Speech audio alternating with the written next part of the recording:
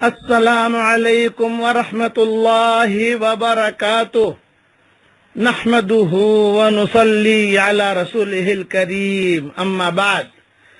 آج کا سبق سن لیجئے، سبق نمبر 763۔ یہ ایک اصلاحی سبق ہے، ایک خط ہے کسی خاتون کا اور اس کا جواب ہے۔ بہت دھیان سے سنیے، خاص طور سے جوان لڑکے لڑکیاں ضرور سنیں اسے تاکہ پریشانی میں مبتلا نہ ہو۔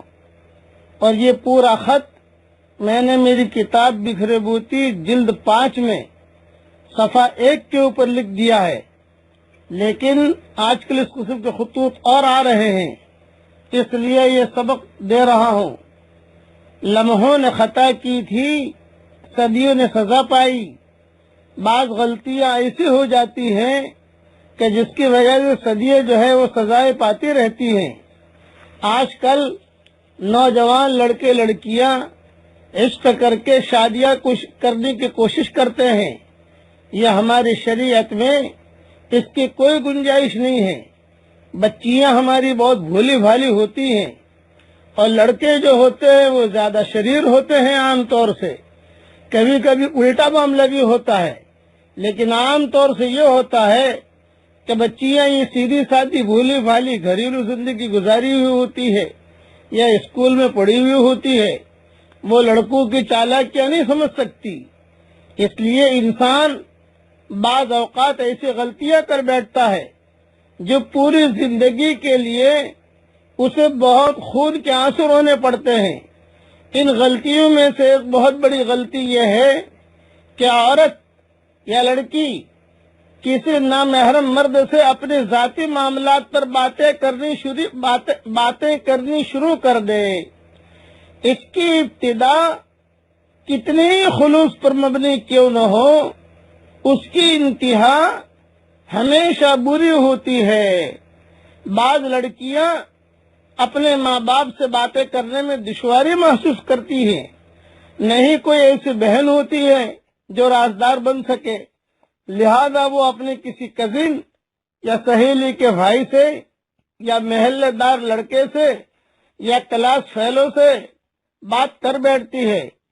مرد اور لڑکے بڑے فراغ دلی سے اس کی بات سنتے ہیں، اس کی مدد کرتے ہیں، مگر ساتھ ہی ساتھ اس لڑکی میں دلچسپی لینا بھی شروع کر دیتے ہیں۔ شروع میں تو دونوں فریقین کو اس بات چیت میں کوئی قباحت نظر نہیں آتی، لیکن وقت کے ساتھ ساتھ دونوں میں ناجائز تعلقات کی صورت بن جاتی ہے۔ آج کل کے نوجوان لڑکے بھولی بھالی لڑکیوں کو جال میں پھنسانے اور ان کو دانہ ڈالنے میں مہارت حاصل کر چکے ہیں۔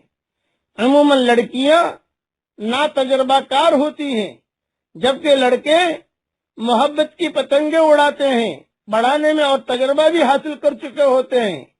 لہذا وہ ہر نئی لڑکی کو ایسی حکمت عملی سے قریب کرتے ہیں کہ عقل دنگ رہ جاتی ہے۔ اگر لڑکی انہیں دینی ذہن کی نظر آتی ہے تو اس سے نیکی اور نماز کی باتیں کرنی شروع کر دیتے ہیں۔ اس لڑکی سے کہتے ہیں کہ تمہاری وجہ سے میرے دل میں نیک بننے کا شوق پیدا ہو گیا ہے۔ اگر لڑکی کی طبیعت میں ہمدردی نظر آتی ہے تو اس کے سامنے اپنی والدہ کی سختی اور ترش روئی یا اپنی بیوی کی تلخ کلامی کا ایسا منظر پیش کرتے ہیں کہ لڑکی کو اس پر ترس آ جاتا ہے۔ وہ سوچتی ہے کہ اگر میں اس سے بات نہیں کروں گی تو یہ لڑکا کہیں خودکشی نہ کر لے۔ اگر لڑکی غریب نظر آتی ہے تو اس کو نوکری دلوانے یا اپنے پاؤں پر کھڑا ہونے کا مشورہ دیتے ہیں۔ اگر لڑکی ناز نخرے والی اور چنچل نظر آتی ہے تو اس کی جوتی اور کپڑوں کی تعریفوں کے پل باندھتے ہیں، کلر میچنگ کی تعریف کرتے ہیں، اس کو قریب کر لیتے ہیں۔ جو لڑکی دکھنے میں عام سی شکل و صورت رکھتی ہو اس کو کہتے ہیں کہ صاحب تمہارے چہرے پر تو سادگی کا نور نظر آتا ہے۔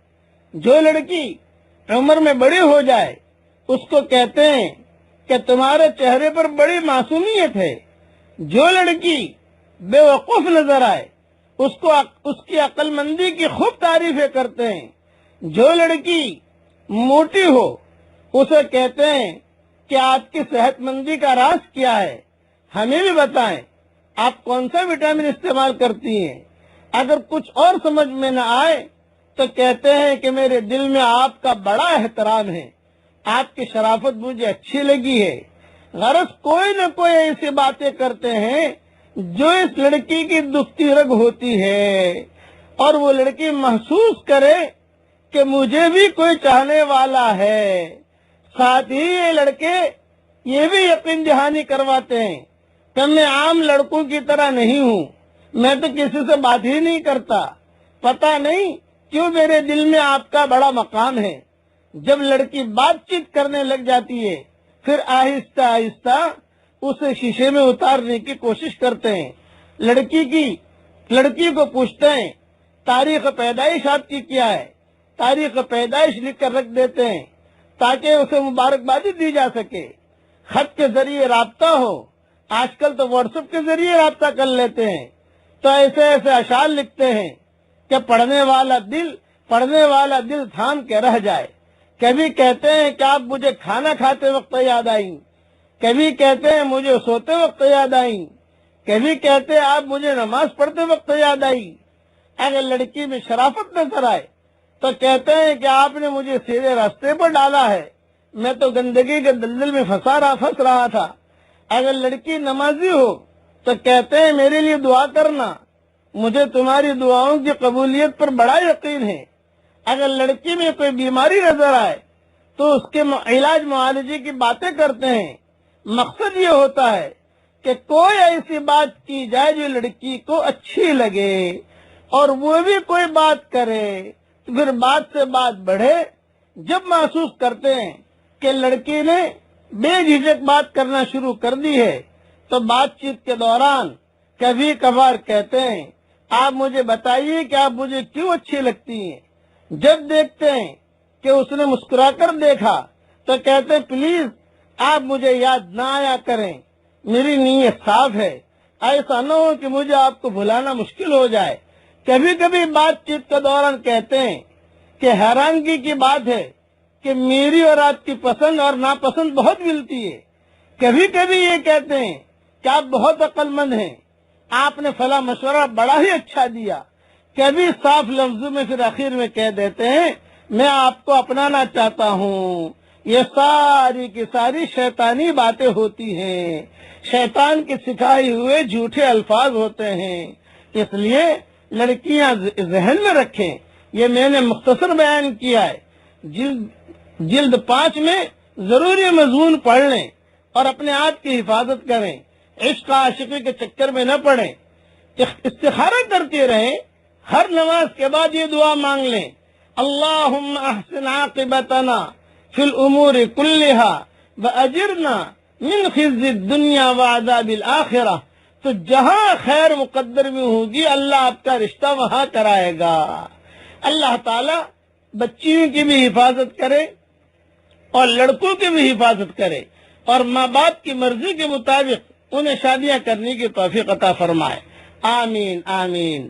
والسلام علیکم ورحمۃ اللہ وبرکاتہ، وآخر دعوانا ان الحمد للہ رب العالمین۔